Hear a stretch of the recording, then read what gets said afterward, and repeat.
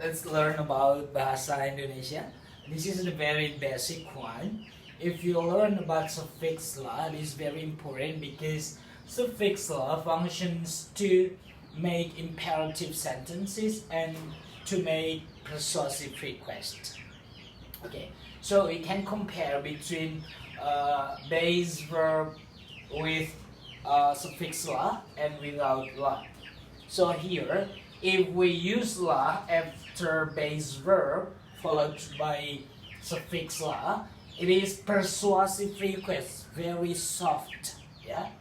So if we don't use suffix la, it means a rude or impolite request. Okay.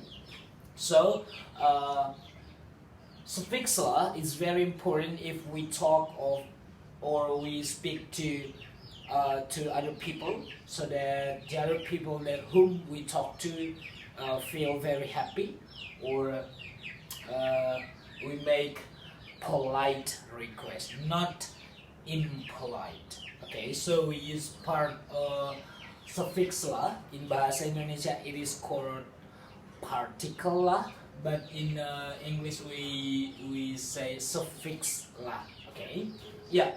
For example, I make 3 examples in positive statement or positive persuasive request, and this is prohibition, persuasive prohibition. Okay, number 1. Datanglah ke rumahnya. Please come to our house. In English, we find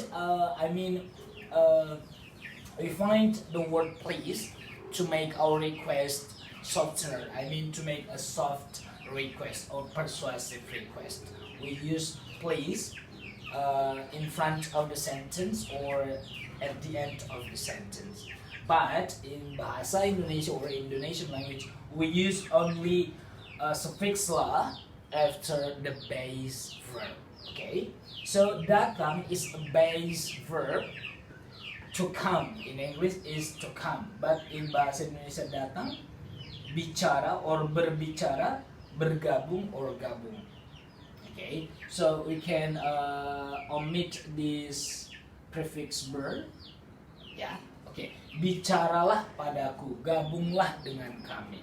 Okay, yeah, okay. So the base verb followed by suffix la means that we use suffix la to make a persuasive request. Okay. Number 1, datanglah ke rumahnya. Please come to her house. The second, bicaralah padaku. Talk to me, please.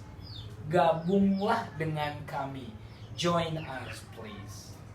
Okay, so if we compare, if we don't use suffix la here, datang ke rumahnya means that it is rude or impolite for Indonesian people.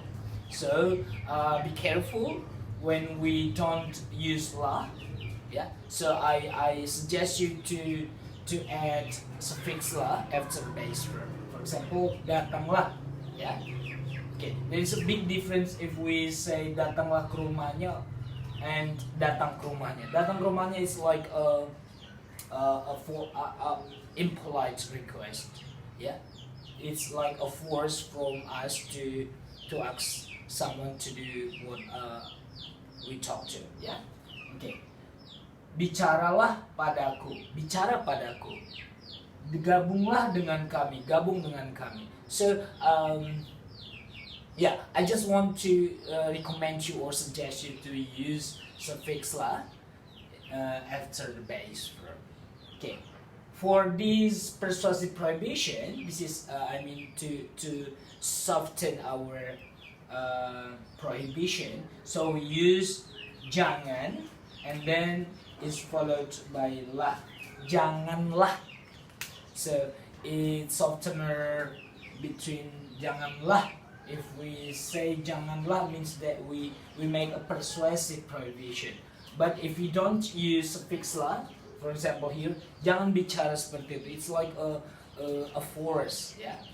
It's like a rude sentence, yeah. Okay, so I suggest you, I recommend you to use suffix la for base verb, and then for prohibition janganlah. Yeah. Okay. Janganlah bicara seperti itu. Don't talk like that, please. Janganlah ganggu dia. Don't disturb her, please. Janganlah salahkan mereka. Please don't blame them. Ya. Oke, janganlah, janganlah, janganlah. So this is the base word, bicara, ganggu, and salah. Ya. Jangan salahkan mereka. Alright. So yeah, this is a brief explanation about suffix lah. Okay. Thank you.